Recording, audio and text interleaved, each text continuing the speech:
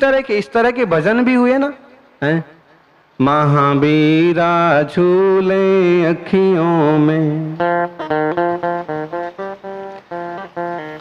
महावीरा झूले अखियों में, अति वीरा झूले अखियों में। मेरे मन में ऐसी आवे, जाए बसों कुंडलपुर में, महावीरा झूले अखियों में, अति वीरा झूले अखियों में। मेरे मन में ऐसी आवे, जाए बसों पावापुर में।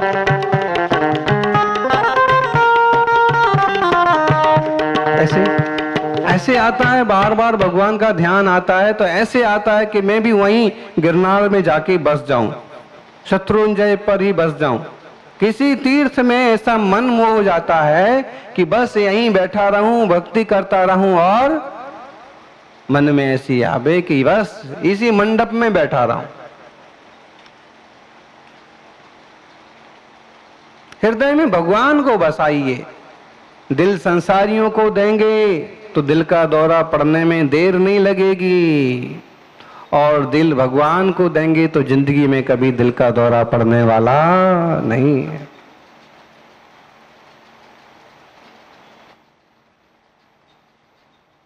अपने परिणाम संसार से जोड़ेंगे तो संसार बढ़ेगा, और अपने परिणाम परमात्मा से जोड़ेंगे तो परमार्थ बढ़ेगा।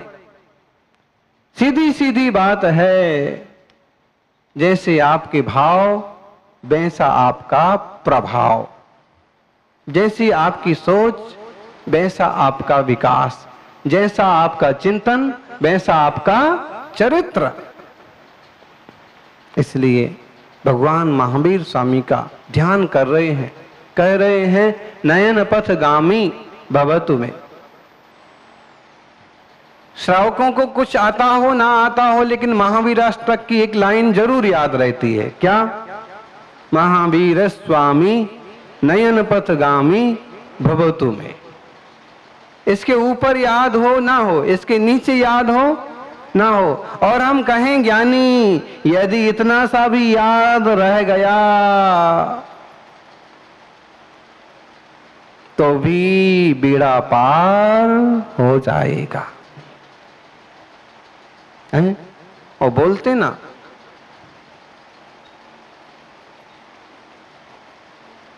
अमुक व्यक्ति ने मरते मरते झूठ मूठ ही राम का नाम ले लिया तो भी वो तर गया। पूछ के ले रहे हैं।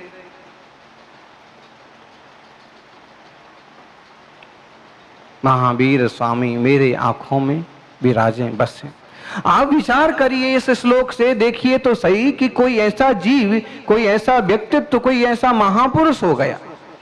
महापुरुष बाद में हुए, पहले वो बहुत सामान्य व्यक्ति थे, सामान्य जीव थे, और जब हम उनके चरित्र को पढ़ते हैं तो पता नहीं कौन कौन सी योनि, कौन कौन सी गति, कौन कौन सी पर्यायें लिख रखी है। लिखा है इतने बार अमुक वृक्ष हुए, उतने बार तमुक जीव हुए, उतने बार स्त्री पर्याय में गए, उतनी बार राजकुमार हुए, क्या क्या नहीं हुआ है। इसका मतलब है कि जीव शाश्वत है और पर्याय बदलता हुआ संसार में डोलता है। जब तक अपना स्वरूप ना जाने तब तक भटकन ही भटकन है, और जब आत्मा स्वरूप को जान ले तो इसे फिर कोई भटकाने वाला नहीं। महावीर स्वामी कहते हैं कि एक जीव, एक आत्मा परमात्मा बन सकता है, प्रत्येक जीव भगवान बन सकता है, और उन्होंने वो प्रैक्टिकल करके दिखाया। दुनिया में कितने धर्म और संप्रदाय हों, किसी ने ऐसा निमंत्रण नहीं दिया, किसी ने नहीं दिया ऐसा आमंत्रण कि आओ तुम भी भगवान बन सकते हो। तुम भगवान के अंश तो हो सकते हो, सेवक हो सकते हो, भक्त हो सकते हो, लेकिन तुम्हारे अंदर भगवत्ता प्रकट हो सकती है। बाकी सारी बातें कहीं, यह एक अद्भुत बात और सच्ची बात भगवान महावीर ने कही कि तुम भी बीज हो और वृक्ष बन सकते हो, तुम भी चिंगारी हो, आग बन सकते हो, तुम भी बूंद हो, सागर बन सकते हो, जमीन के नीचे दबे हुए सोने हो, निखर करके 16 ताव पर निखर करके और दुनिया में चमक सकते हो। बिल्कुल हेतु पुरुषर वैज्ञानिक बातें महावीर भगवान ने कही। जरा सी शालीनता और गंभीरता से कोई व्यक्ति इसे समझे तो उसे भगवान महावीर स्वामी की भगवत्ता मालूम पड़े। ज्ञानियों, एक शब्द बहुत महत्वपूर्ण है, भानुरिवायो, सूरज के समान। जैसे सूरज हर एक व्यक्ति को, हर एक वस्तु को, हर एक स्थान को रोशन करता है, ऐसे महावीर स्वामी का ज्ञान सारे जगत को जानता है। उसमें दखल दे ना दे उसकी बात नहीं है, लेकिन जानता है। सूरज दखल नहीं देता, सूरज की रोशनी है, चाहो तो तुम पापड़ सुखा लो। हैं? किसको सुखाना है पापड़? देखो अभी गर्मी के दिन है, अगर तुमने गेहूं अच्छे से धो के रख लिया तो बरसात में ज्यादा माथाफोड़ी नहीं करना पड़ेगी और शुद्ध भोजन, शुद्ध गेहूं मिल जाएगा। दालें सही तैयार करके रखी तो चतुर्मास में चौका लगाने में बिल्कुल तकलीफ नहीं होगी। पापड़ सुखाना है सुखा लो, कपड़े सुखाना है सुखा लो। अगर तुम्हारी विटामिन डी की कमी है, तुम भी थोड़ा धूप में बैठ करके और अपने स्वास्थ्य को बढ़ाना है बढ़ा लो, लेकिन सूरज नहीं कहेगा कि ये सब करो। वह है, उपस्थित है, अपना प्रभाव प्रताप दिखा रहा, किसी तरह की दखलंदाजी नहीं करता है। ऐसे ही जिनेश्वर का ज्ञान है, लोकालोक को जानते हैं, लेकिन किसी भी तरह का हस्तक्षेप नहीं करते। कारण सर्वज्ञता तो है, लेकिन सर्वज्ञता के ऊपर वीतरागता भी है। आप कहो जब भगवान सब कुछ जानते हैं तो आके बता क्यों नहीं देते हो? भगवान आके बता देवें कि भाई ये प्रॉपर्टी मत खरीद, नुकसान हो जाएगा। मैं तो रोज पूजा कर रहा हूं, मैं रोज अभिषेक कर रहा हूं, कभी कभी बोल दिया करें हैं क्या अमुक जगह की प्रॉपर्टी खरीद ले, अगले दिन वो 10 गुनी होने वाली है, उसमें 10 गुना फायदा होने वाला नहीं। यही तो वीतरागता की विशेषता है। आप देख लो, जो कुछ पहुंचे हुए तपस्वी हैं, विशिष्ट साधक हैं, वे भी ज्यादा किसी के प्रपंच में नहीं पड़ते। उनकी उतनी उतनी वीतरागता बड़ी। क्या उलझना, क्यों उलझाना? संसार तो चल रहा है, चलता रहेगा। ज्ञानियों, मुकुरियो भावाश्चिद अचिता। चित पदार्थ, अचित पदार्थ, दो तरह के। बताइए आप चेतन है कि अचेतन? बोलिए मुकेश भाई। श्रेणी के राजा, चेतन हो कि अचेतन? हम हे चेतन, इसका मतलब है कि तुम चेतन हो। भो ज्ञानी, मतलब तुम ज्ञानी हो। हम देह की बात नहीं कर रहे हैं। शरीर की तरफ से देखो तो शरीर तो देखो भाई, दुनिया कहती है माटी का है, दुनिया जानती है। और लोक में बहुत प्रसिद्ध है कि अगर कहीं कोई मर गया है तो गांव की तो सीधी सीधी भाषा है, भैया अभी उनके घर में माटी धरी है, गांव में बाजी मत बजाओ, है ना। उनके दादाजी मर गए हैं, माटी निकली नहीं है अभी, इसलिए ऐसा कुछ मत करो कि किसी को बुरा लगे। गाओ मत, नाचो मत, रसोई मत बनाओ। होता था ना, सब जानते हैं। शरीर तो माटी की रचना है, मतलब पुद्गल की संरचना है। मैं ज्ञायक चैतन्य आत्मा। तो ये जो चित पदार्थ है, कि चाहे ये अचित पदार्थ हो, शरीर हो, बॉडी हो, रंग हो, रोगन हो, दुनियादारी हो, वो सब चीज को कौन जानते हैं? कौन जानते हैं? बोलो बोलो, कौन जानते हैं? बोलो चक्रवर्ती महाराज। हैं? भगवान जानते हैं, ज्ञान में झलकता है। और एक बात, सिर्फ महावीर स्वामी नहीं, चाहे राम हो चाहे हनुमान हो, जो जो सिद्ध हो गए वे सब जानते हैं। जानते हैं तो उलझते क्यों नहीं है? क्योंकि उलझने वाला मसाला उनके पास है ही नहीं। राग और द्वेष ये मसाला ऐसा है कि उलझाता है, और राग और द्वेष दोनों बेकार उनके खत्म हो गए। जैसे भी जानते हैं वैसे हम भी जानते हैं, आप भी जानते हो, आप भी बहुत कुछ जानते हो। हैं?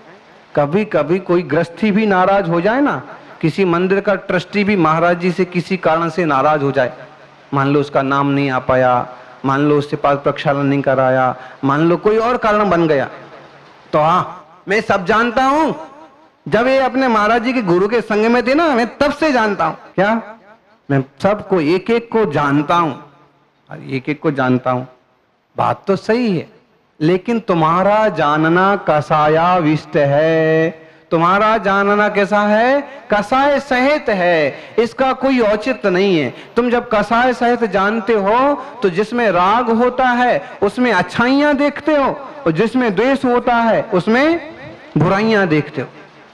मेरे को किसी से घृणा है तो मैं उसकी 25 बुराइयां बता दूंगा, और राग है, अपनापन है, तो फिर कहूंगा देखो भाई, हैं सागवाड़ा वाले लोग कितने बढ़िया हैं, इतनी दूर से आए हैं, कितनी भक्ति करते हैं।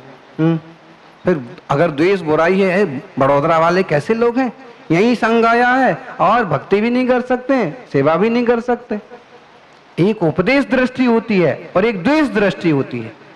गुरुजनों की, मुनिराजों की प्रवृत्ति प्रायः उपदेश दृष्टि होती है कि उत्थान हो, विकास हो, करुणा दृष्टि होती है। माँ अगर अपने बच्चे को नालायक बोलती है तो बोलती है, नालायक समझती नहीं है।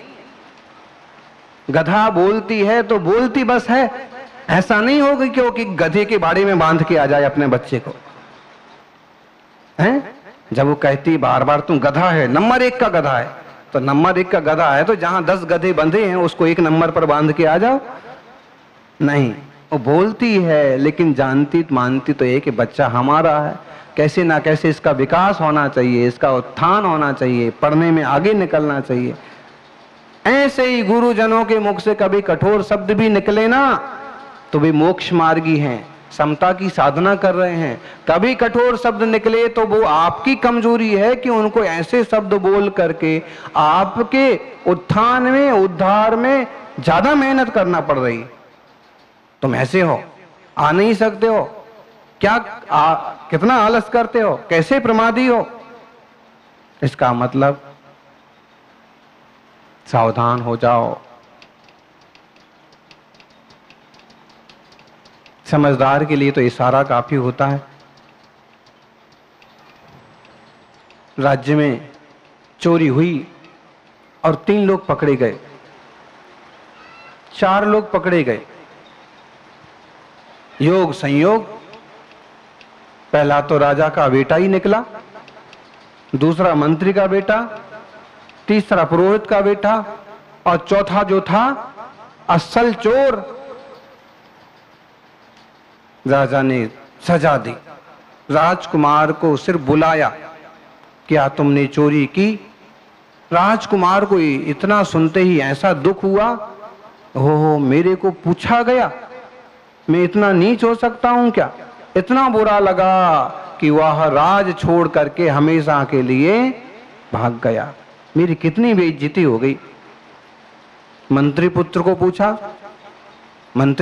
पूछा, उसने हामी भरी, हाथ जोड़ के कहा आइंदा कभी ऐसी शिकायत नहीं आएगी।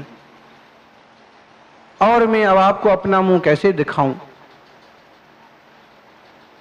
चला गया। पुरोहित पुत्र को, उसको थोड़ी और डांट पड़ी, पुरोहित पुत्र होकर के चोरी करते हो? तब उसका दिल थोड़ा साफ हुआ। उसने कहा कि मैं बातों में आ गया था, इसलिए मैं भी चोरी में शामिल हो गया।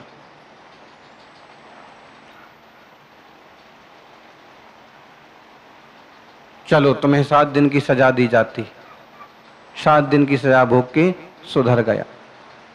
अब असली चोर था, उसको कहा चोरी की, बड़ी मुश्किल से स्वीकार किया, मार पड़ी तो स्वीकार किया, और कहा इसको गधे पर बिठाओ, काला मुंह करो, गांव में घुमाओ और इसको बड़ौदा के बाहर छोड़ के आओ। चोरी करता।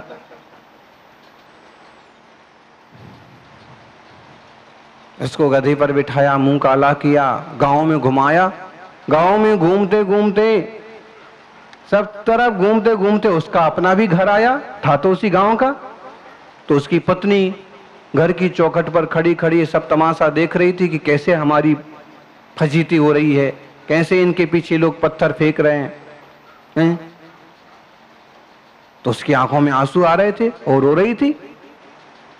और जैसा वो पास में, घर के पास में आया तो उसने कहा अरे रोती है, रोती क्यों है? गर्म पानी करके रख, साबुन तैयार रख, घूम फिर के अभी वापस आया।